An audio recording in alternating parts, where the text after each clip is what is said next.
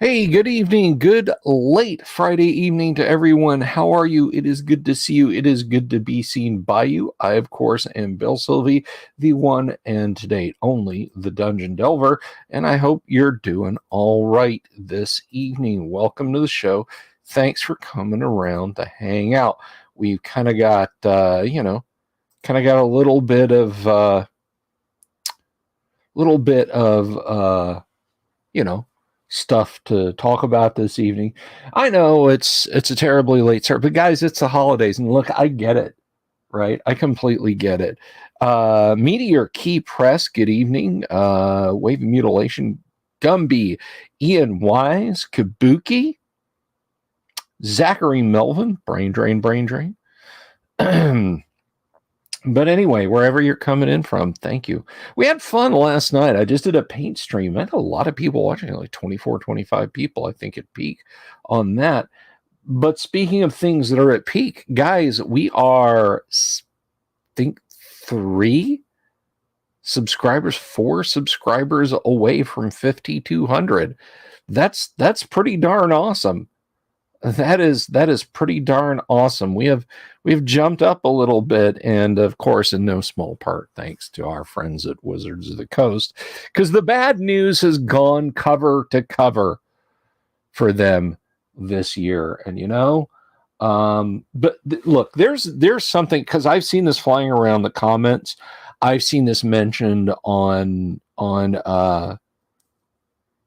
Twitter, not necessarily in response to anything that I have said. But I want to make something absolutely crystal clear.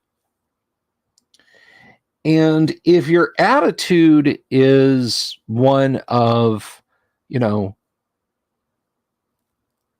opposition to mine, like really ugly opposition to mine, you're welcome to it. I'm just going to vehemently argue against you, and that is this. I am not celebrating any of these people becoming unemployed. I'm not. I'm really not. And it's for a few reasons, and I'll take a minute to explain those to you.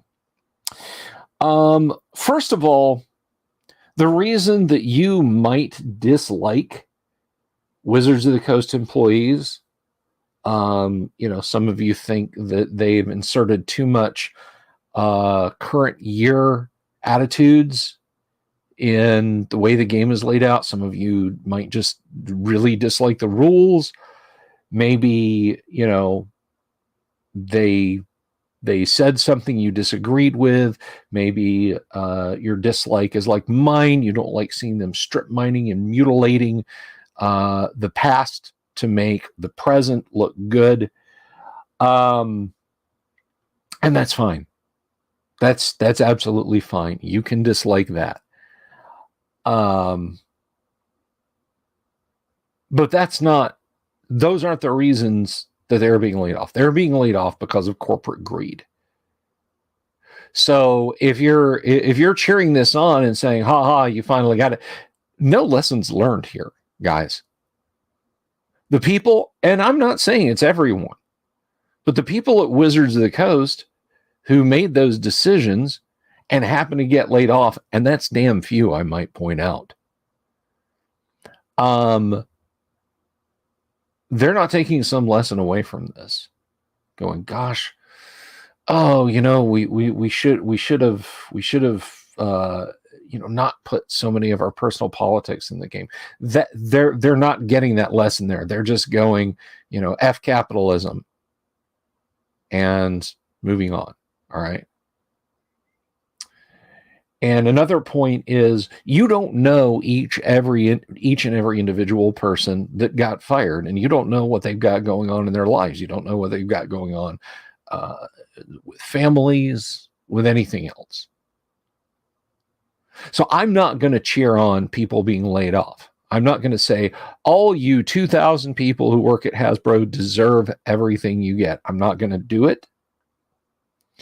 And I'm not going to gloat. I'm not going to cheer it on. There's people who a couple of months ago said, hey, I'm creating stuff for Dungeons and Dragons, or I'm creating stuff for Magic the Gathering. My preferred game might be, maybe it's something like Call of Cthulhu. Maybe it's Heroes Unlimited. But whatever it is, people kept their heads down and they did work. They worked. And since you can't point to every person and lay out a grievance list of what they did to wake up Tuesday morning and find out that they don't have jobs, that the things that they had lined up to do in the new year, the renewing their homeowners insurance, getting their license and tag renewed, things like that are now up in the air and free fall. There's individual people who took a shot because of this, and I'm not gonna blanket say good, they all deserved it because they made a D&D that I don't like. Now I'm gonna say this. Also, if you think this is gonna deplatform some of the people, no, quite the opposite. Now, somebody mentioned in the chat, Mike Merles. Mike Merles said some things that were downright offensive to me. That is, I found them offensive. He didn't say them specifically to me. But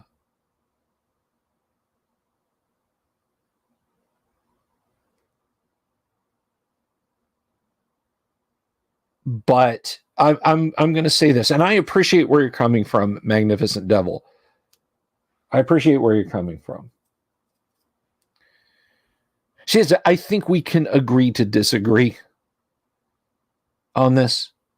We're adults, we're grown-ups, we can agree to disagree. I'm not going to ban you from my channel. I'm not going to kick you to the curb. I'm not going to, go off on some tirade against everyone.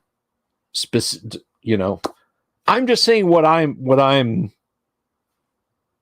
gonna do and not gonna do, and I would hope that you would at least pause in your day and say, "Wow, but for the grace of God, there go I." But I'm gonna I am gonna to go back to the thing about Merles. Yeah, he said some really dumb stuff, and then he got wrapped up in the drama behind the, to this day, in my opinion, questionable hirings of Kazimir Urbanski, RPG pundit, and the other fellow. I know his online name, and it won't do me any good to mention it, but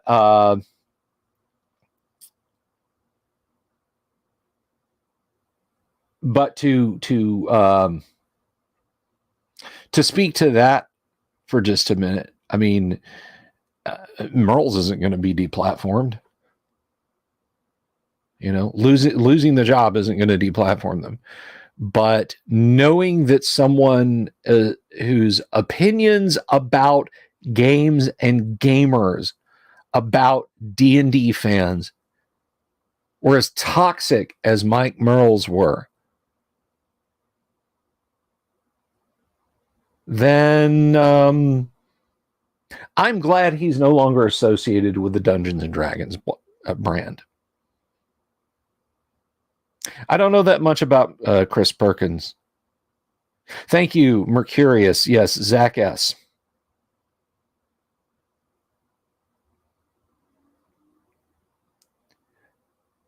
But anyway, I think, I mean, this is something we can agree to disagree on. If you want to cheer it from the rooftops, that's entirely up to you.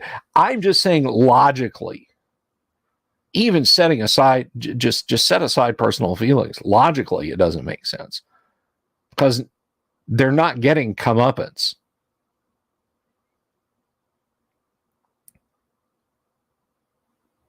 Yeah, don't know Chris Perkins personally. So that's just where I am. That's my opinion on the topic, and that's where I'm going to be. That's where I'm going to be because, you know, there might be some low-level people in there that didn't have golden parachutes.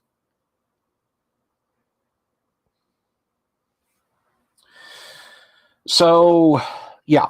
But that's, you know, that's all the interstitial stuff that I want to leak into just kind of a general sort of live stream that we're doing tonight, because here in just a little bit we're gonna start up. I've only got a couple of the crew from the Gamma World game, so I'm not sure how much we're gonna get into. This is gonna be a little post game chatter, kind of like we did Tuesday with the AD&D crowd. So if you guys have any questions about the Gamma World game, now's the time to ask. Now's the time to ask.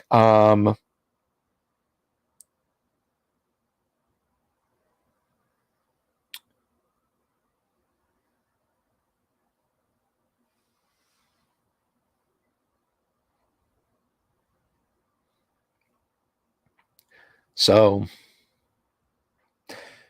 yeah, we'll get those folks on in just a second. Hey, Boone Flyer, I can't complain. I mean, I could, but nobody would listen.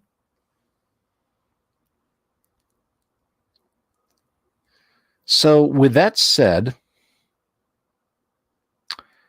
let me see here. Used to like it when he DM'd the PAX games. Haven't met him either. Keep thinking about busting into Wizards and going, what the? It's super local. Yeah.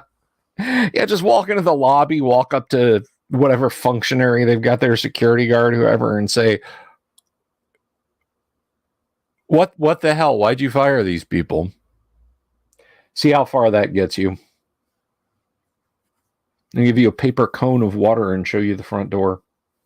How is it up in that neck of the woods, Michael? Is it cold? I imagine it's cold. I remember once during a Christmas game, we used to have a wonderful gentleman who played with us, Jeremy Roll. He's been on the show before. He introduced me to Bob Antone, of course, who does our amazing post-show credit song, outro song. But anyway, he had a chalet. He had a ski chalet up there in Snoqualmie, and I think starting around October, November. It's just pretty much, you know, winter wonderland. Have I checked out Candela Obscura? No, I have not. I do know this. I know that paragraph after paragraph after paragraph in the wind-up for the game basically says, hey, don't have insanity rules in your RPG. Horror games aren't supposed to be like that. Blah, blah, blah, blah, blah, blah, blah, blah, blah. And the game is missing stuff like combat systems and so on, I am told. So, no, I have not checked it out. Based on reviews, it's not really something that I'm really interested in. No, that's my cousin. Crazy talk. We're all a little worried about him.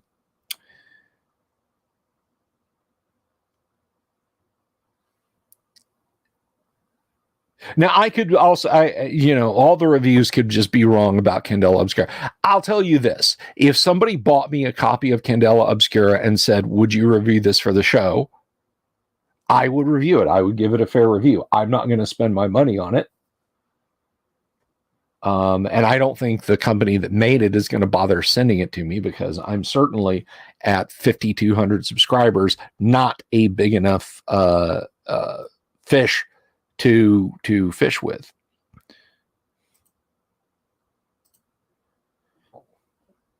I can tell you that for free. Black Lodge Games has a good thank you, Magnificent Devil. I have not seen their review. Let me see. Is that a YouTube channel, Magnificent Devil?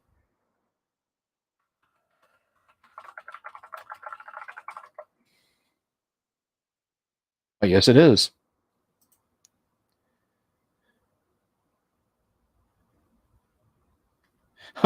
That guy's face. Oh, look at that. Kendall Obscure Review. Is this even a game?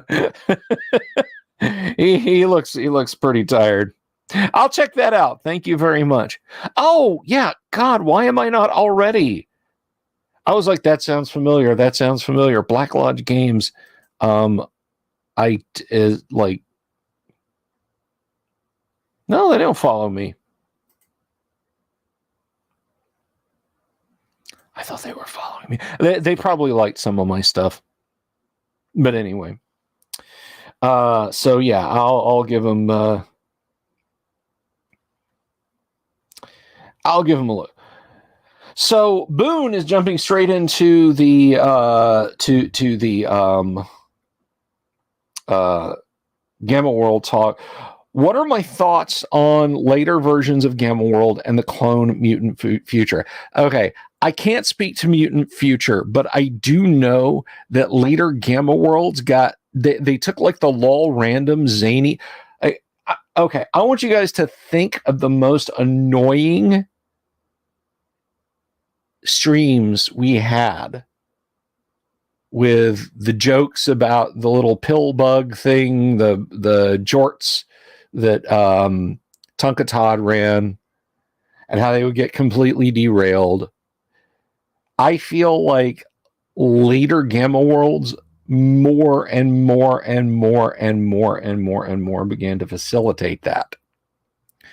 And so I think by the time they got to like 7th edition or something like that, it has just essential the one that's based on the 4E rules. I don't know if there's one based on 5E, but they've essentially just turned it into Mad Max Furry Road. It's just, you know, oh, my mutant is a wolf. My mutant is a muscle jock lizard man. You know, I mean, PSH, don't even bother trying to play. How far did I get on painting last night? I don't. You know what? Let me see. What did I do with her? She's all the way across the room. Yeah, you'll have to see. You'll have to see. I say that like it's a bad. I say that because it is a bad thing, Yang. With that said, I can't say that I'm married to the classic Gamma World rules. They have a vibe, but they are a little bit jank. I especially like how the rules mention saving throws, and there are no saving throws, for example. They're not perfect. And we're going to get into that in a little bit here in just a few minutes when we bring our 2 players that we have here on. But as far as how far I got, Michael, I got her skin tone done. I started washing her skin a little bit, and then I switched over and I did her wings in the pure black, which again, as I said, I'm going to wash those in sepia tone and then start bringing up brown highlights on those, like heavy dry brushing. Orbital Air, hello. Yeah, I'm going to bring up some dry brushing, some heavy brown tone dry brushing on those. So they'll look more like proper bat wings. And the claws at the end, of course, I'm going to do those in bone and then wash them and so on. She's going to look pretty cool when I'm done, I think. And I hope to get her done on a stream this coming week. And let me talk a little bit about that. I don't think I'm going to stream Monday.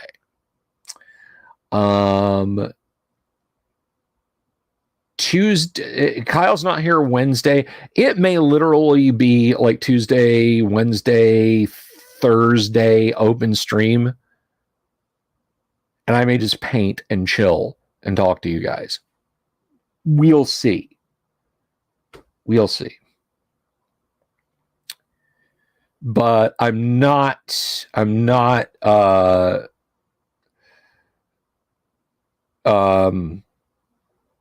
going to try and organize a bunch of stuff. I have a bunch of stuff going on basically between Sunday and Tuesday, and then Thursday and Saturday.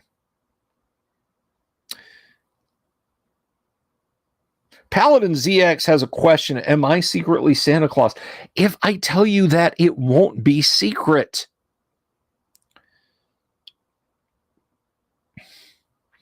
The Black 4.0, yeah. Here's the thing. Okay, it's my understanding, Michael Dale, that those super blacks that companies release is that they have to be heated to truly get the super black effect. So that won't work for a lot of minis. Resin, even some metal minis. Do I recommend any space opera type TTRPG? George, define space opera for me. Tell me what you want out of a space opera RPG, and I can probably make some recommendations.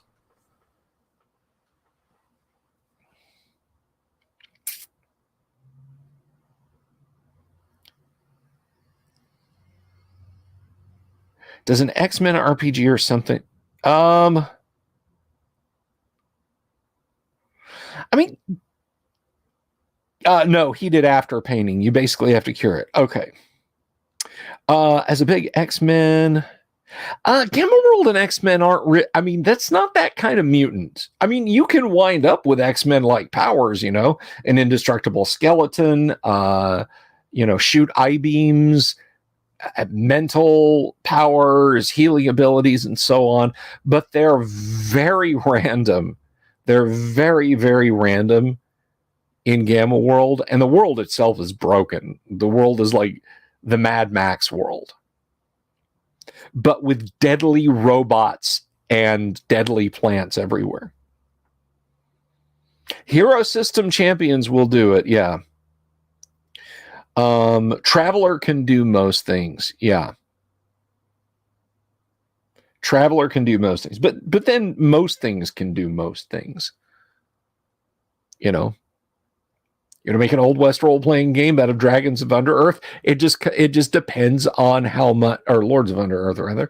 It just depends on how much work you're willing to do, how much heavy lifting you're willing to undertake. Oh, that's okay. Traveling from star system to star system, meeting odd cultures and crazy space monsters. You'd have to make up your own crazy space monsters, but that's Traveler. Traveler is a space opera game. Now, FGU made a game called Space Opera. They actually, Fantasy Games Unlimited, it may still be kicking around, made a game called Space Opera, and it is just exactly that. Star Frontiers, Star Wars, Star Trek. Just right there. Frontiers, Wars, and Trek. Traveler, Space Opera. Yes, so many. Uses one EA, D&D, and X-Men campaign. That's true. I have actually never played Marvel Supers. Lots of Hero System, and we used all the Marvel superhero supplements, the cardboard cutouts for characters and stuff, and so on and etc. But never actually played the game myself. You're quite welcome, George. So with that said, I'm going to go ahead and let's bring in our players. Both of them who are here tonight. Safe travels and best wishes to those who couldn't make it. So let's do this thing. We got to get a Marvel Superheroes one shot. Hey, that's fine. White Box Space RPG. So let's say good evening to Yang Yan Zhao. He plays a character. We'll get a little bit into his lore because it's kind of interesting, I think, tonight. Some of you guys maybe who haven't been here watching the Gamma World games from the get-go might be interested in hearing about that. So let's bring Yang in. He plays Rex Dashington. How you doing? Evening. And he's always it's got the mellifluous voice going on with his greetings there, so that's a lot of fun. Hey, Mercurius, somebody just got a gifted membership. Thank you. 'Tis the season. Welcome, new member. Space Opera on DTRPG, $10. That's right, Orbital. And somebody else who's been in the game a while, although with many more characters than Rex. Although Rex started out not as Yang Yan Zhao, but let's say hello to Monday, played by Kanek. Hello. Unmute your mic. Evening. Hey. But anyway, so yeah, guys, welcome. I won't keep you too long. I know I'm the guy who can slog through the late night streams. I get it that not everybody can, but sometimes I'm amazed. Like when I come on, I'm like, I think I did one a couple of weeks ago. It was like 1 o'clock in the morning when I started streaming, and 3 when I stopped, and I had like 30 people at peak viewing. I'm like, I know I'm a train wreck who's wearing holes in his limbic system. What the hell are you people here for? But no, it's nice. No, Todd had to dip out of the game. Life concerns, Ian, unfortunately. But anyway, thank you both for hanging out with us. And I want to dive in to because Yang's character and the characters that Kanek has run are like opposite ends of the spectrum, and they're truly a testament to the LOL random that Gamma World can be. Because so Yang, you originally ran Bubbles, right? Oh yeah, yeah. So, orangutan. Bubbles was a mutated orangutan, and you were like pulled in half by something. It was very unpleasant. He was cut in half by, I believe it was a fire door. Oh yeah. The fire door slammed on you.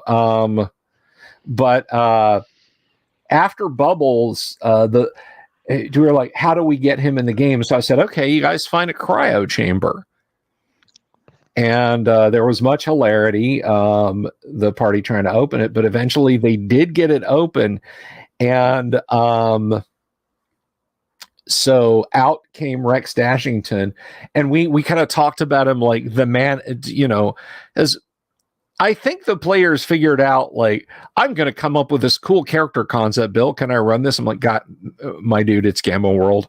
Your character concept is, I found 100-year-old can of beans today that wasn't swollen, and I'm happier for it. So, but you came up with a man at a time concept, and we just kind of rolled with it. And the dice have been very, very good to you ever since then. I think it's the battle armor that's been very, very good to me. Yeah, the suit of not Kao Yokoyama. Actually, yeah, it is Kao Yokoyama inspired battle armor that you wear around. And then there was a time when you were actually you had gone globetrotting, literally, and because I couldn't come up with a good reason to get Rex to where the party was, because you stayed back at the military base that the party basically got their village to move into. Because of that, you were willing to run another Rex Dashington. I don't want to tip my hand too much, but it's obvious that Rex Dashington is at least one of them is a clone, and so your clone stayed with the party while, and then you got shot in the chest by a group of androids. I believe it was a fusion cannon. It was a fusion cannon shot to the chest, and the real Rex Dashington came back after that. So, which has Doomsword's character, another frustratingly long-lived character. Probably sane. He's convinced that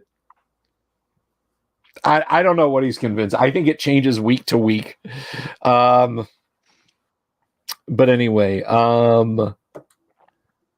so yeah, Rex has had quite the saga, and I kind of rolled it into the Disney story, you know, that your wife and your child were actually in stasis at Disney, and then you rescued them, and then it turns out 160 something years of mutated bioweapons floating around in the air are not healthy for people who have immune systems tuned to the 22nd century, not the irradiated and mutated 24th century. And one day he'll get him back too.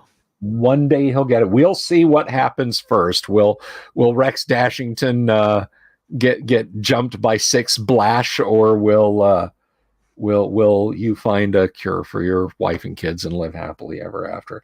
Now, the opposite end of the spectrum, although I still think that Kevin has got you beat, Kinnick. The opposite end of the spectrum. Yeah, he does. He does. Yeah, is because he's had 2 characters in one campaign. Yep. Like, brought a character in, died, made another character, died, made another character, died, and then the one after that lived on. But yeah, you started in, and then you had a character who was not a pure strain human, but we just kind of rolled with, okay, you're an android, but you're like a Blade Runner like synth, so you actually got mutations, you got wings, you had you had your needler rifle and so on and etc. And then you got too close to the Zeeth, and yeah, 4077 was fun. Yeah. And in case you guys don't know, the Zeeth are sentient, teleporting, carnivorous, body horror inducing sand spurs. So they basically teleport seed pods into your body, and then awful things happen to you after that. And poor 4077 got close enough that she wound up as plant food. Yeah, she tried to duck when she should have dodged. And then you had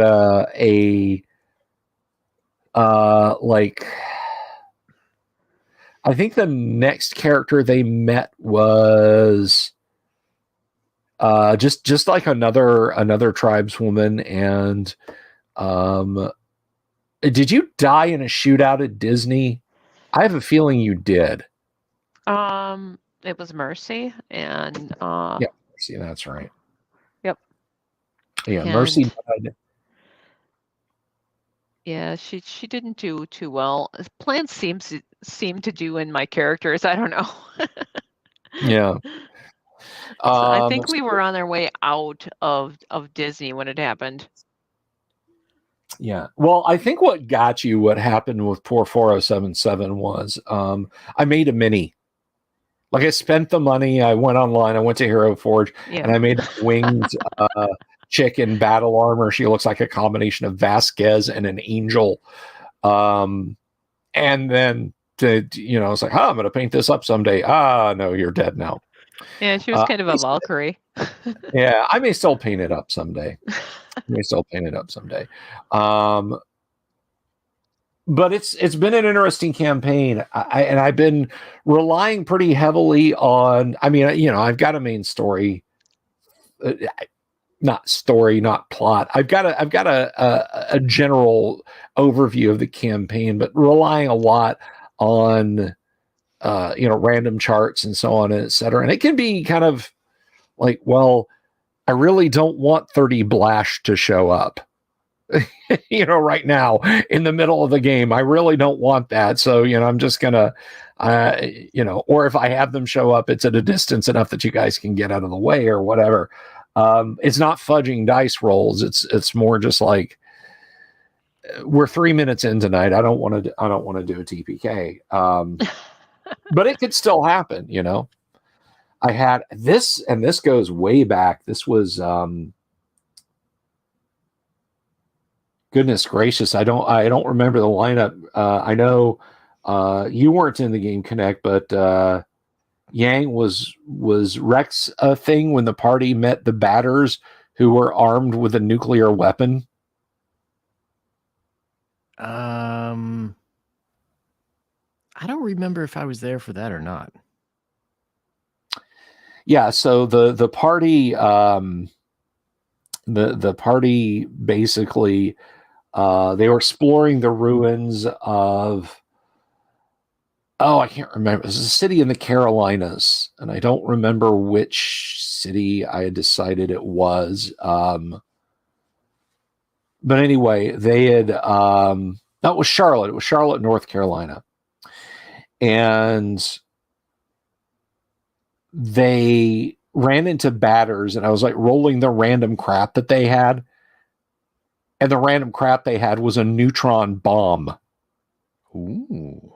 So I was like, okay, all right. I can see these batters like, oh, this thing's keeping us warm at night. Let's carry this around with us. Oh, why is my skin flaking off? But yeah, they slew the batters, took the warhead, and then they traded it. There are these militaristic mutants. Like they're like, I kind of figure they're descendants of guys who played too much Call of Duty, but they wear scavenged military clothes. They organize themselves in squads. Their leader's called a general. So the party rolls up on them, and they're like, Bravo Tango 26, hut hut go. That sort of nonsense. And they traded them the neutron bomb for a few goods, which, giving a nuclear weapon to a bunch of highly militarized fanatical mutants has never, ever, ever, ever gone wrong. I mean, it's certainly never been portrayed in a famous 1960s movie franchise that things go horribly awry when you do that. So yeah, it's there was that, and that was around the time that Todd introduced Bogo Jorts. I think he had just had, I don't know if he got into the game then or if he'd had a character die. And yeah, he introduced the little pill bug baby Yoda thing that the audience absolutely oohed and awed. That was the closest I think the game live streams I do had ever come to having a quote unquote beloved character. I mean, it's the closest we came to marketable. Hey, you get a made the statue of that one. Yeah, right. And I should have done it sooner because God, that drove me up the wall. But Preacher was kind of fun, though. We had Preacher for a little while. And honestly, the Colonel before Preacher was a lot of fun too. Oh yeah. But Preacher was loads of fun, and I wish Todd could have stuck with us to see how Preacher could have gone. But I understand, folks have responsibilities, and as I tell everyone who watches the streams, look, we're not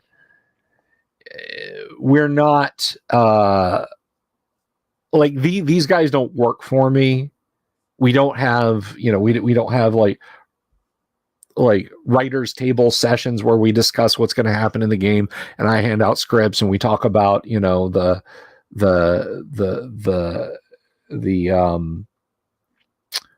metrics that people are getting on their characters and that sort of thing. It's a real RPG, and sometimes when you're playing RPGs, you wind up with a situation where somebody's just got to step away. I mean, way back when, the lineup of this game was very different. We had James Keck here. He was playing Gerg. You remember Gerg, Rex? Oh, Gerg. Lost him when I had to blow up the... Wait, did I blow up that bubble car, or did they blow it up themselves? No, they blew it up. Yeah, the party took the bubble car to somewhere in the Midwest, and it was a missile base that got hit with a radiation weapon, still highly radioactive. Look, everybody here knows that after a nuke exchange, no place is going to be hot, right? There's not going to be like, oh my gosh, Pat, you know, the inverse square rule means that it's going to get less radioactive really quickly. Not that you're going to enjoy the time before that happens, but it's also not very entertaining in an RPG to not have that sort of stuff. Hey, Miss Bella Games, welcome. So the party went and they found this silo, and somebody came up with a genius idea to go in one of the launch control capsules and, hey, there's still a missile. Let's turn the keys. And they did, and the missile was headed straight for the home base. So Gerg hopped in the bubble car and intercepted the missile in orbit. And that's right, the Knights of Genetic Purity. We kicked this off with the Knights of Genetic Purity. This whole campaign started with the Knights attempting to engineer a bioweapon to wipe out mutants, but they used it as a basis. They used a they used a bioweapon that turned people into winged mutants. So strange times. But yeah, poor Gerg. He nudged the missile into a higher orbit, and in touching it with the bubble car, made it go boom. You will be remembered, Gerg. But yeah, that's kind of it's been crazy. Now, two things. One is I don't know, and I want to hear from both the players and the audience on this. Do you guys want to keep seeing Gamma World, or do you want this to do you want at some point in the very near future to switch to a different science fiction role-playing game? Because there are lots of them and they're all good. Well, I think they're all good. The ones I will play would be good, but what about you guys? We won't make any decisions tonight. We won't just. I won't just put my foot down and say, so let it be written, so let it be done. What do you guys think, Yang? I'm really enjoying Gamma World, but if everybody else wants to try something new, or take a little break at least from Gamma World, I'd be okay with that too. All right. And how about you, Kenneth? I'm pretty much the same. I mean, I'm enjoying Gamma World, but I also enjoy other RPGs. So, I mean, whatever goes, I'm up for it. And Robert Phillips is out there saying Star Trek. I know Jack Photon wants a Star Trek game. He wants to run a Star Trek game like a one-off for us once, and we might do that. We might hit a fun chapter breaking Gamma World one night and just say, Jack, you're running a Star Trek game for us. That's going to happen. So I certainly would not. I certainly would not be averse to doing that. But a major sea change, I will see what I'll see largely what the audience wants. I'm very much an audience-centric show, folks. You, generally speaking, can reach out to me and ask me just about anything, and I'll talk to you. I try to be accessible to people. So you're gonna join us and play then, Bill, again? If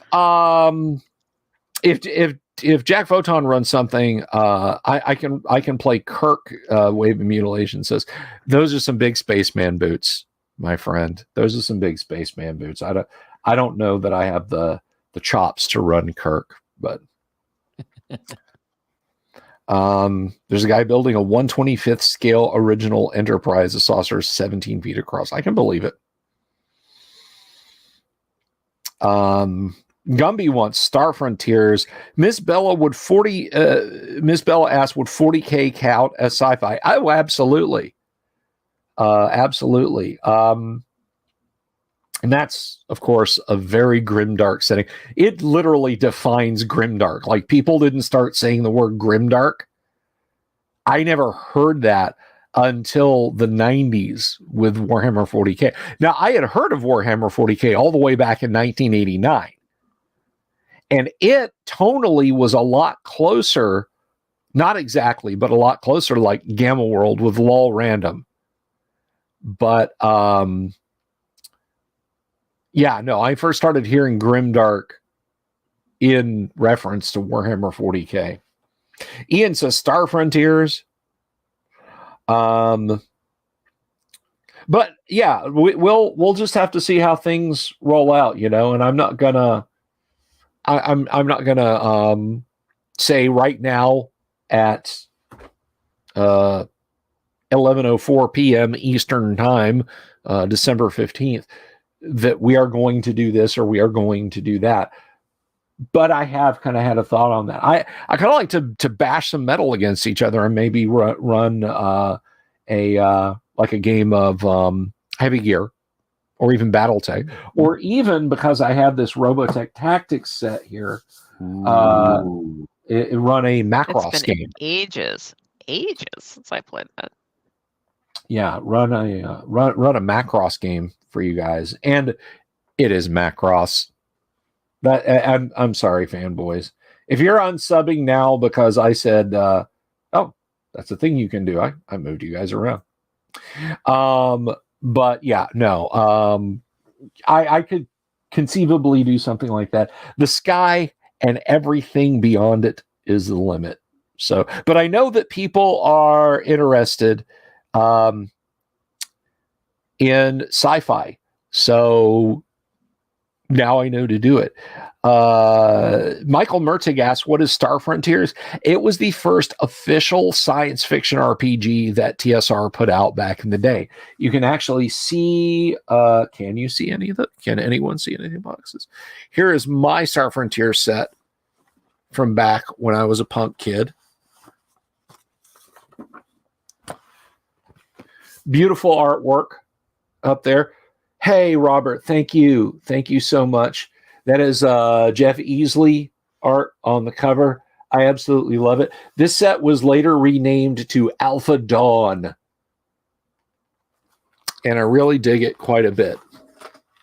I wish my set was in better condition and I had more of the counters, but it is what it is. I do love me some Star Frontiers.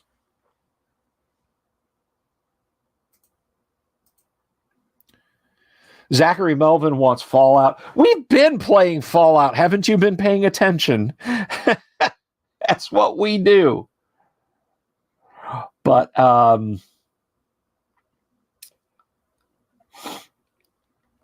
let's see. Ian has that one. The Star Frontier set. Very cool. Didn't know rollout could be said in an Optimus Prime voice.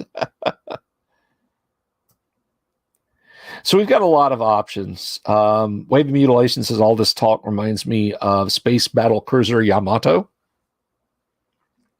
Yes, I went there. I did that. I'm the guy pointing to this and calling it Macross. So what are you going to do? The eternal weeb strikes again. You guys can talk. You guys can interrupt me. You don't have to just sit there listening to me. You're not up there in the audience. If you got something to say, just add it on. I know some of these weirdos out here are probably like, why don't you just use the Expedition of the Barrier Peaks and AD&D and play a sci-fi game with that? Which I could do. I could totally do. Well, I'm up for any of it. You're up for any of it. Well, that's cool. I will follow my fearless DM wherever he goes. Excellent. You got a second there. That's good to hear. That's good to hear. And we may, there may be some newer stuff on the horizon, some new, older stuff on the horizon. I am not so married to any sci-fi RPG as I am to AD&D. So if you come at me and you say, hey, there's this game that's come out, it's like Traveler, but it's, it's kind of a new reinterpret. And I think there is one called Free Trader Beowulf that's supposed to be like a reinterpretation of classic Traveler, which is dumb. You can get classic Traveler. So you can just like buy Classic Traveler, but this lets you develop third-party stuff for it. I get it. I get it. But yeah, if somebody said, "Hey, Free Trader Beowulf, you want to try that?" I'd be like, "Shit, yeah, let's give that a spin."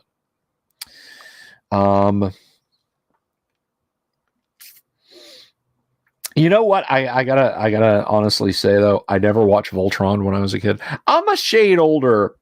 Because Yang, you're in your 40s, right?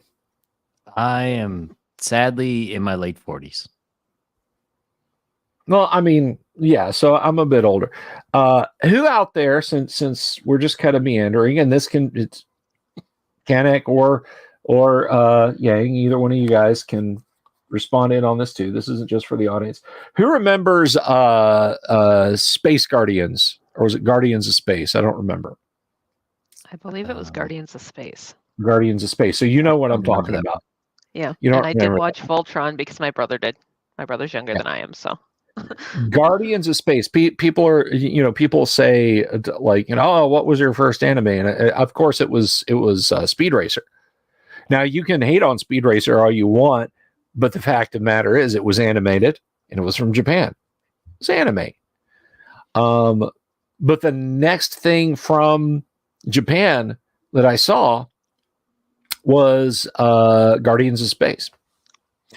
And if you don't know what that is, basically what it was is an evil alien called Rodak.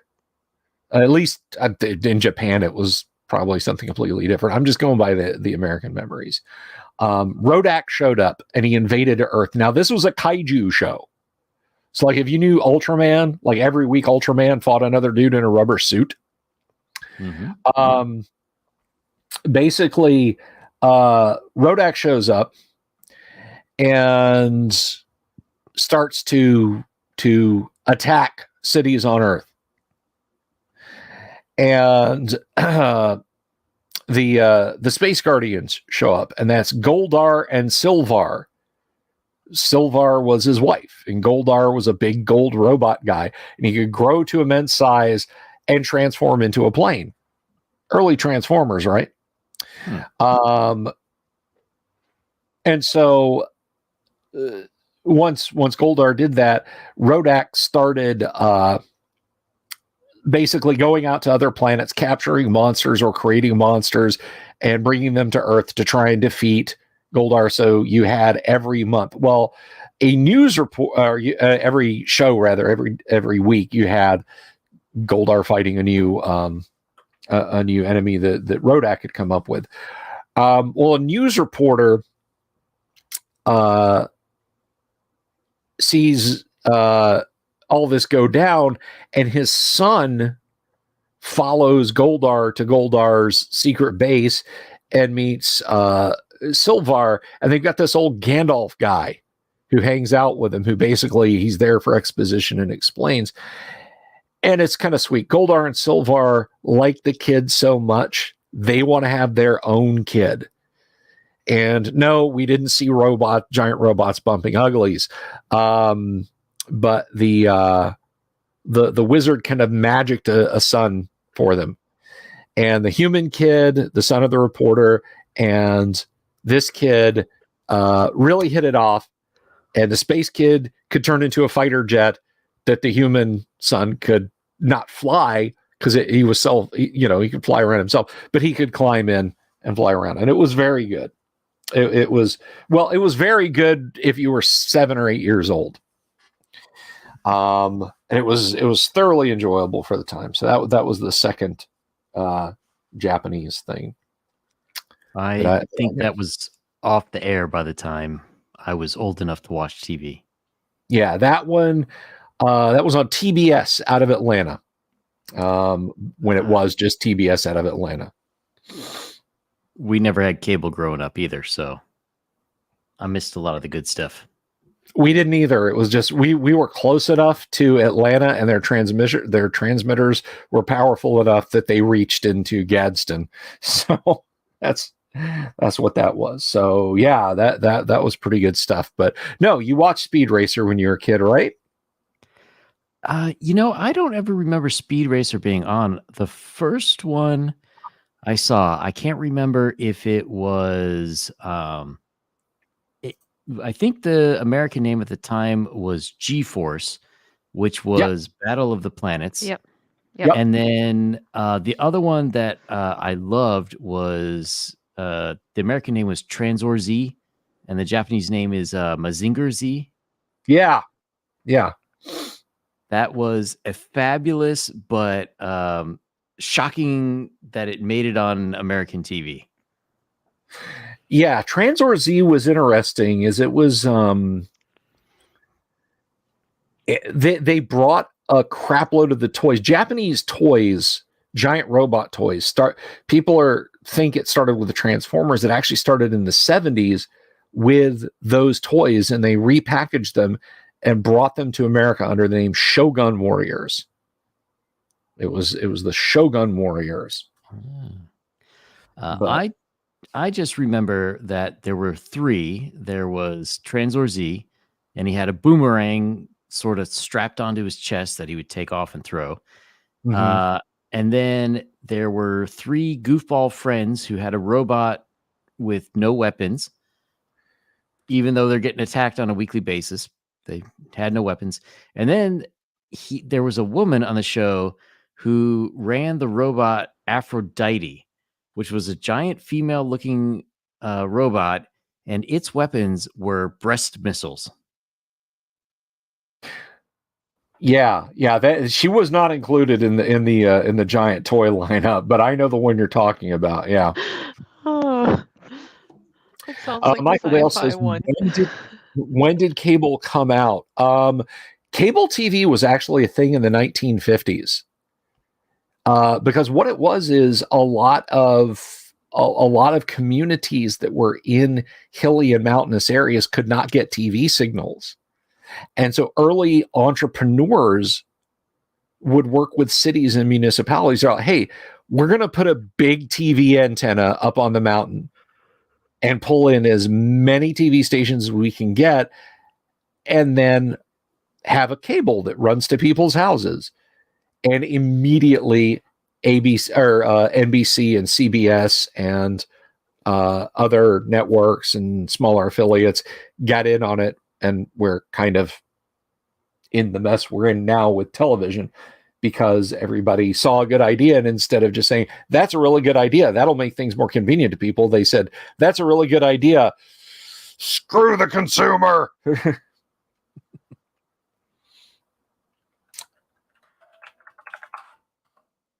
But cable TV is fairly old in that respect. I'm trying to find, there was one. I don't think I'm going to be able to find it. There was one when I was a kid. I had one of the Manzinger figures, but it was metal and it was about that big, and it had accessories that went on it. I liked that thing a lot.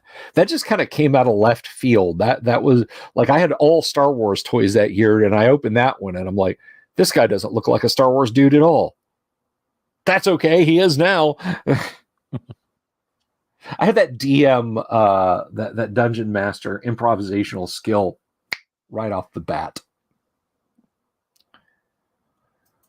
But anyway, so aside from Manzinger Z, you guys are okay with any science fiction? And the audience is all over the place. You guys, I've got like Traveler, no, Star Frontiers. How about Star Wars? How about, but we'll see.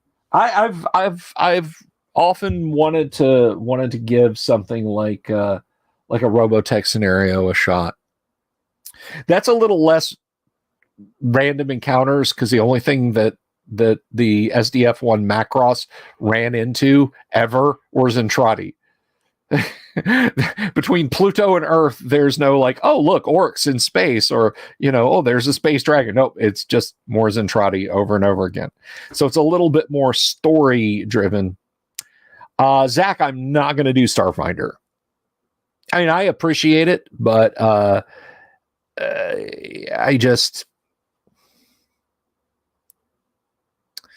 when was plastic first a thing? Yeah, Orbital says he'll help design something if I select space opera. Well, here's the thing. There have been plastic like you can go all the way back to gosh, there was a substance. It was this rubber-like material, but it wasn't rubber. I'm trying to remember what it's called. But after that was Bakelite. You had Bakelite. Early phones, like the plastic of a phone set, were they were made of Bakelite. But yeah, it was after the war when they found out, hey, this extruded stuff made from petroleum is really useful, that we wound up with plastic particulate matter in our blood. So yay for that.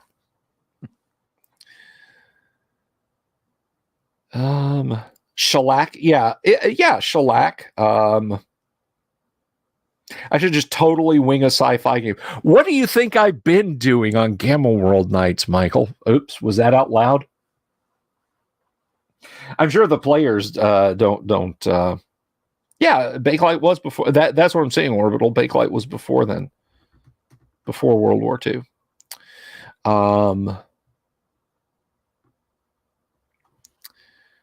Let's see.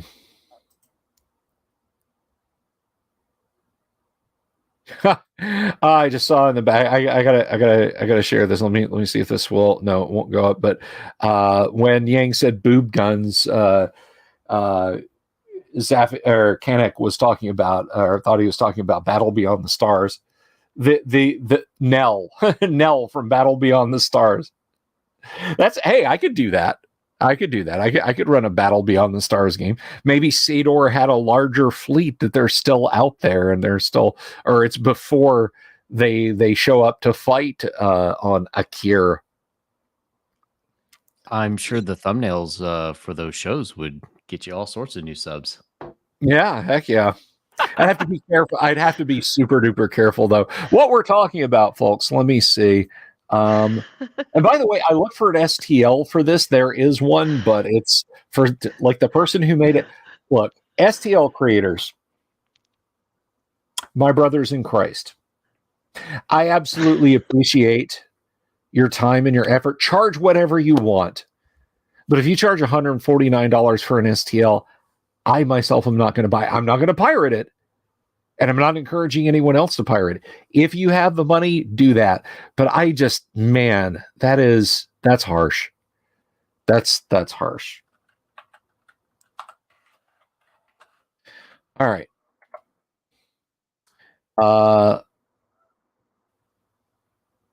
That is not Nell.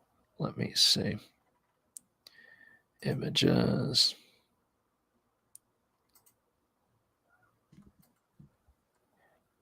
Open image in your tab, and I'll share this up on the screen. So this is Nell. And if you haven't seen Battle Beyond the Stars, it is amazing, and I recommend it. It is actually good, but I was surprised they were able to get away with that. That is Nell from Battle Beyond the Stars. She is a ship, and she is sarcastic as all get out. But there you go. That's Nell.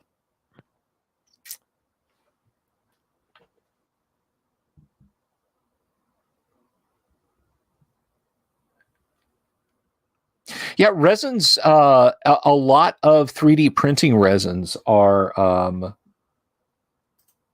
phenolic, which is what makes working with them so hazardous. Yeah, phenol resins are organic compounds, which you think, oh, organic, you mean like my bean sprouts? No, grasshopper, I do not mean like your bean sprouts. I mean like formaldehyde, like that kind of organic. Ammonia, It's like when people got excited. Do you guys remember, speaking of science fiction, do you guys remember when Oumuamua went skimming through our solar system? Oh, was that asteroid that was from some other solar system? something. That's what they say. They say it was extrasolar based on its trajectory. Like it came in at a weird angle to the plane of the ecliptic. I don't know that I buy that. I don't know that I don't buy that. Strictly because, first of all, the Oort cloud, which is still technically part of our solar system, is a light year away. Our backyard is that big. So how can you really say this came from another planet or another solar system, right? And they're like, oh no, it's going out of the it's going out of the solar system and it'll never return unless it's an exceptionally long period chunk of rock that just happens to come from far out in the solar system. But one of the things that they picked up as it neared the sun, it was kind of starting to outgas, and they're like, it's covered with organics. And people freaked out because they were like, well, then it's intelligent, there's life on it, blah, blah, blah. Why don't we do a mission here, yada, yada. And I'm like, guys, motor oil is an organic. You're not going to find much living in motor oil. Organic compounds are not what you not what you think they are. That kind of reminds me. I live pretty close to Amish country, so I know a few Amish people who they got a farm and they sell their stuff at farmers markets. And one day there was like some lady who was just giving them the business, and she was going on about, are these apples organic? And that day the father wasn't there, so there was like a 15-year-old kid running the stand, and he was like, yeah, they got carbon. Yeah, there you go. That's, yeah. There's this great copy pasta. I wish I could find it. Let me see if I can real quick. Yes, is this ham organic? Find the meme here. I actually did a video, but I don't think I can get it. I'm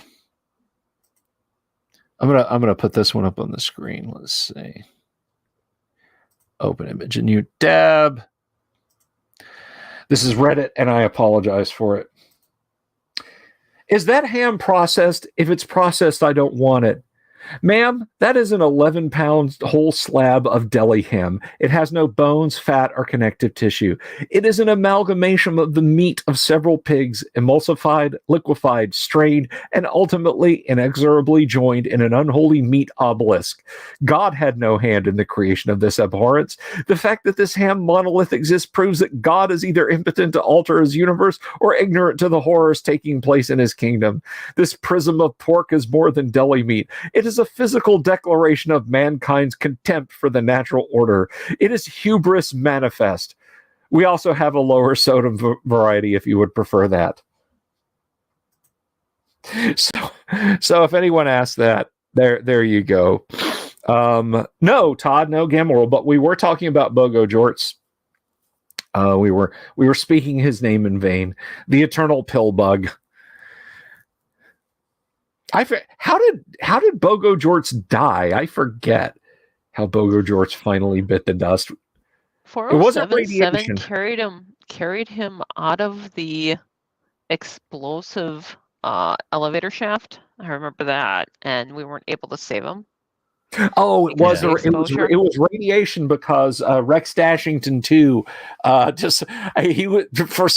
reasons that still escape me. Rex Dashington 2 decided to fire micro missiles into a reactor chamber because it was trying to take the AI out of the hospital in Atlanta. Yeah, the hospital AI that wanted to sever your legs literally just below your private parts and probably your arms too, and just kind of prop you up so you could talk to it for as long as you lived. Mission accomplished. Rex was like, I'll show him. fired a micro missile pack into the reactor, and then Bogo got microwaved. That's right, it was radiation. I will reveal a little secret to the audience that Go ahead. That Rex was an evil Rex. As we can denote by his goatee. That's right. And I believe I told you near the beginning, I said, I'm going to see if I can kill everyone. And you tried. You tried.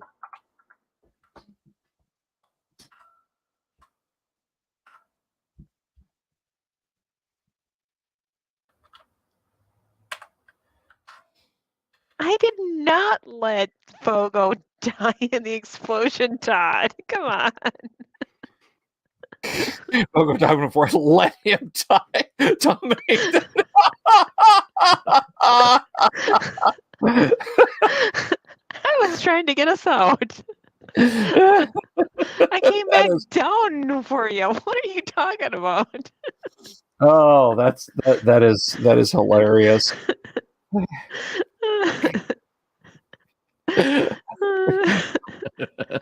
And then everybody was like, "Oh, we have to keep him. We'll keep him as a hood ornament."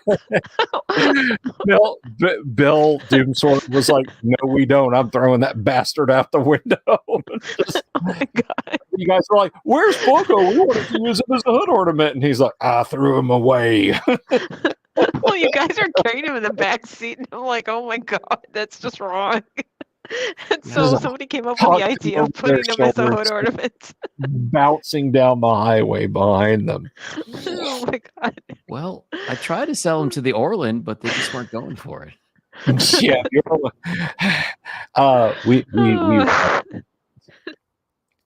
good times in the Gamma World game.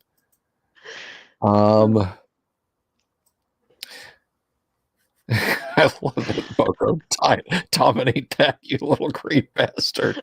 Yeah, for you guys who don't know what we're talking about, for those of you who came late to the game, Tonka Todd, who's out there in the audience, ran many characters, one of which was a mutant who had like his mutation was small, he was small, and so he rolled on the table and was like 1.5 feet tall, and he had a carapace.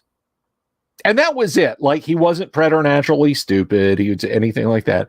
He just decided that he would walk around talking like Baby Yoda, and that he would establish dominance by sticking a wet finger in the ear of whoever he climbed on. And it was funny for about 6 minutes. And but week in and week out, there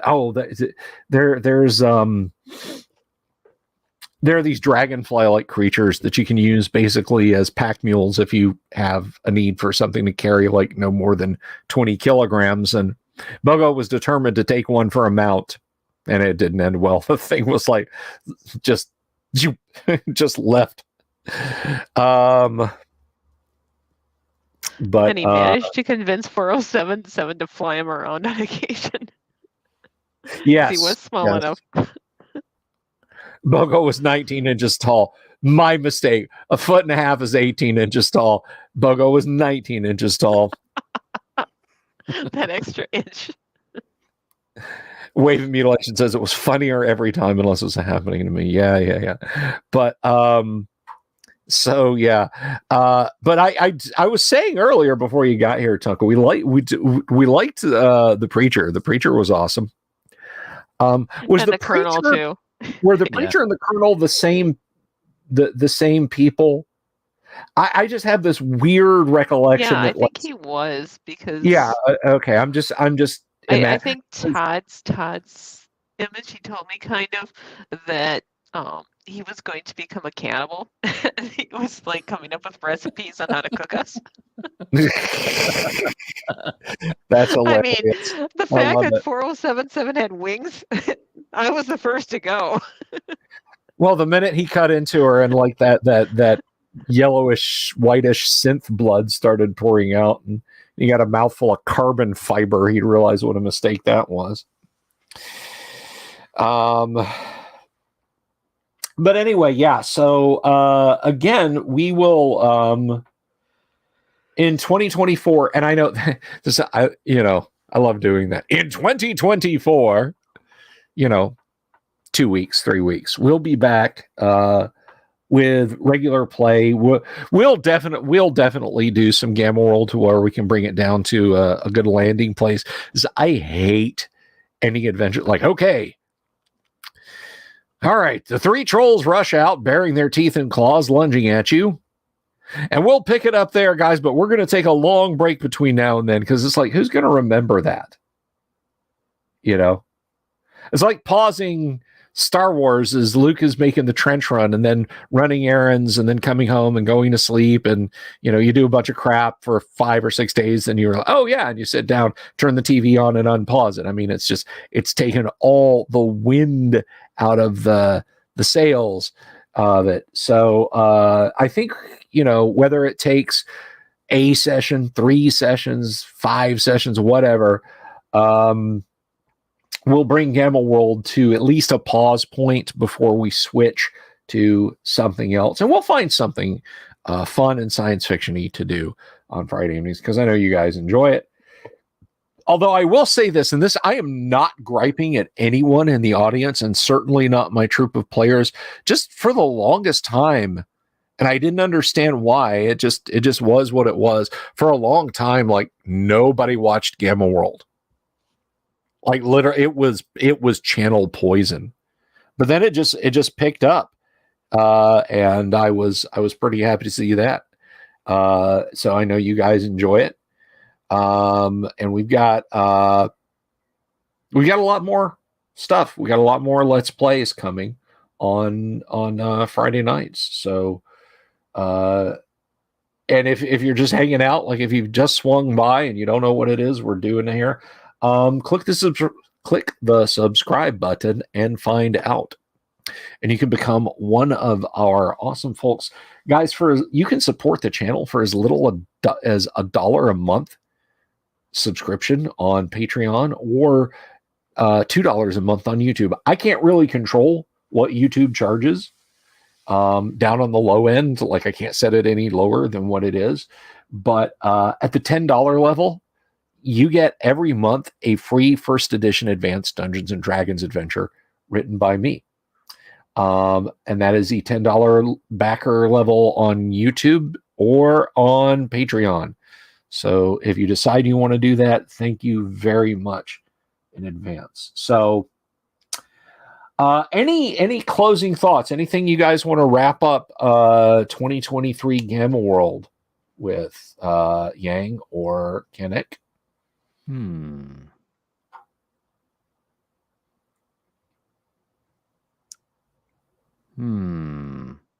So, I had a question about the Disney arc. What made you finally decide to do it? Because I've been putting that feeler out there for over a year. Yeah, because it was just a fun thing to do. I wanted to say, okay, here's what a Disney would be like, and I thought, okay, would it be this, like, everything's a death trap? You've got like Five Nights at Freddy's level of malfunctioning Disney bots and stuff like that. And I wanted to go the opposite way.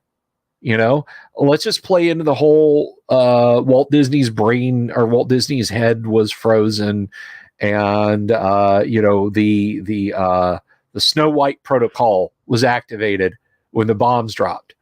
And so he had basically spent the ensuing time trying to rebuild, and with the robots working tirelessly in a nuclear power plant to run them, he spent the ensuing time rebuilding the parks and was planning on phase 2, just expanding out into the hotels and stuff like that, when the android contingent showed up and said, hey, we're going to hack these and we're going to kill any humans that come near here by using this place as a honeypot to lure them in and exterminate them. But I wanted the idea of a clean and intact Disney, like creepily clean and intact Disney theme park that looks like pick a day in the mid-1990s and tell all of the guests to leave. And that's the condition it was in when you guys found it. But the fact that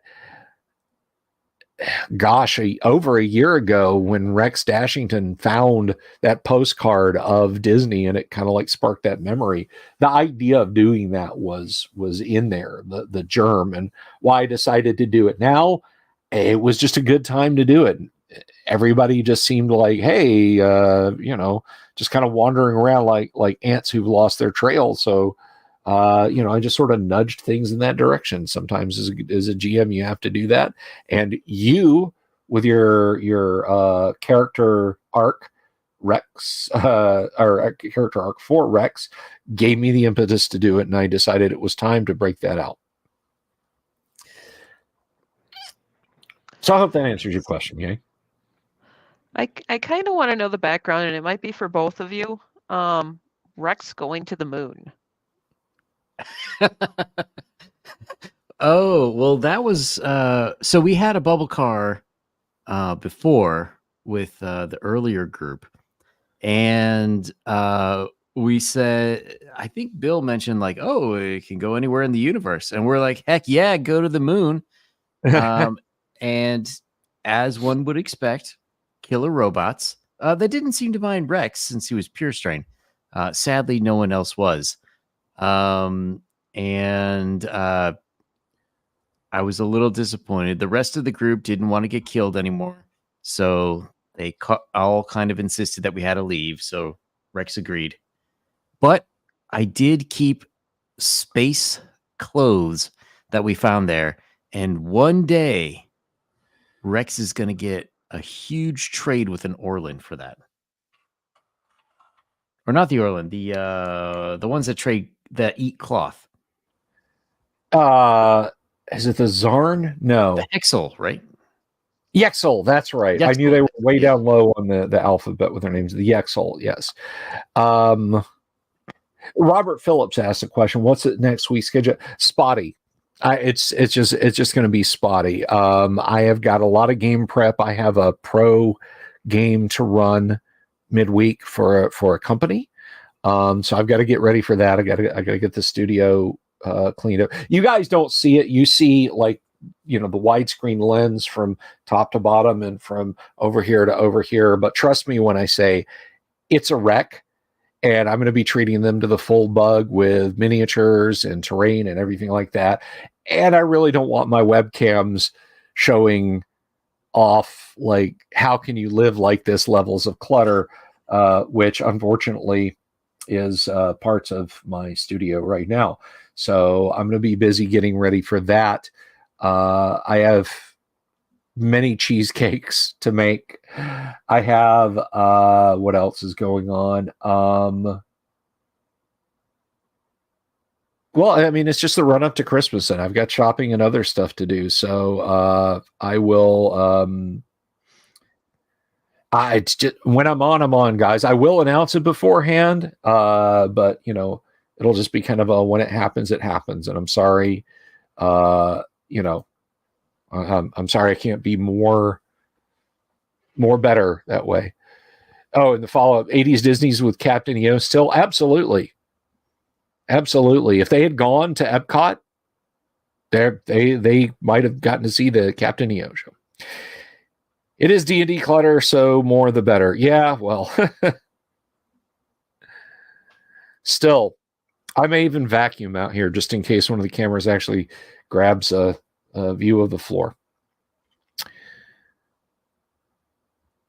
But so I will say the week leading up to Christmas week, and the week after are going to be kind of spotty. But I won't say I'm not going to stream. And if you guys are really, really nice to me, like really super nice to me, I'll do another live stream on Christmas Eve. I'll do a Christmas Eve live stream for all like 5 of you that want to sit there on the internet and watch me for an hour or hour and a half or whatever. Because we did one last year and it was a lot of fun. But I'm going to finish up. Of course, you will get the videos for the Dice Advent calendar. I think people have been enjoying that. So we'll keep going with that. I've been having a lot of fun with the Dice Advent. I just hope that I'm online when I start my chats. Well, I hope so too, bud. I hope so too. So I think we're just about going to wrap it there. Any closing thoughts, Kennick or Yang? Well, it was a great 2023, and thanks to everyone who tunes in to the games. Especially, I know Friday night is not always the most convenient night for people, but hopefully, if you can't watch it live, watch it on replay. Exactly. Oh, and I would also point out that everybody, Yang, pointing in the wrong direction, Yang has a YouTube channel. What is your YouTube channel, Yang? Well, you can look for Yang Yan Zhao on YouTube. Yes, indeed. So please show him some love, get him some subs.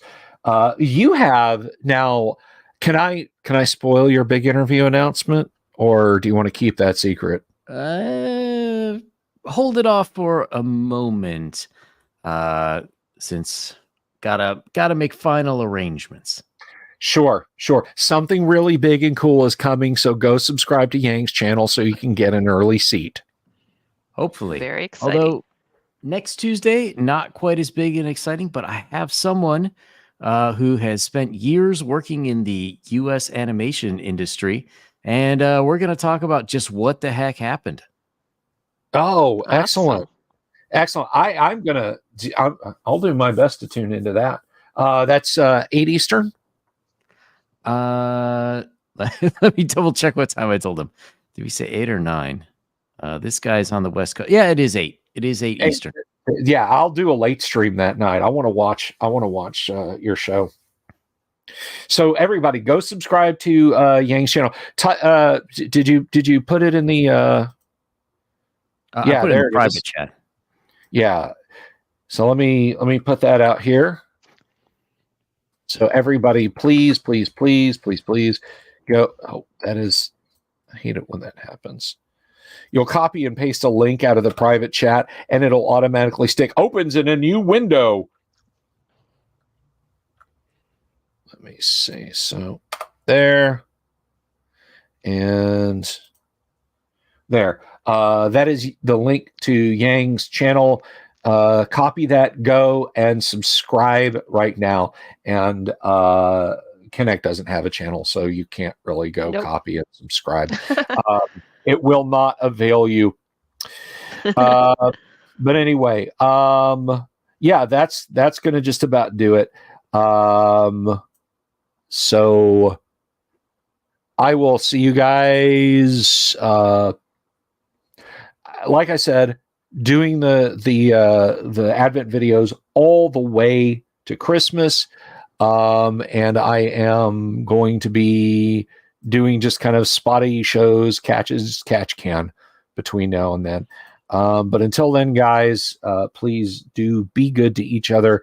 It's the holidays. Let's remember that, and try and keep the spirit as best we can.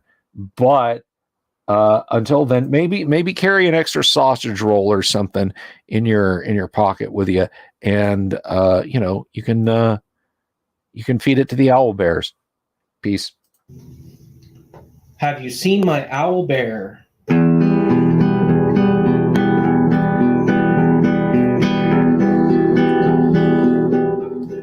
Here's to all the weirdos everywhere in the woods and in the air. Have you seen my owl bear?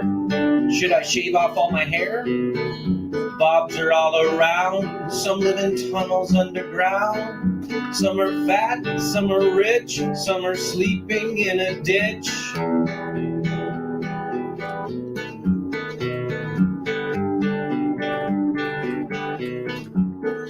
Can you ride a crooked horse without a saddle way off course?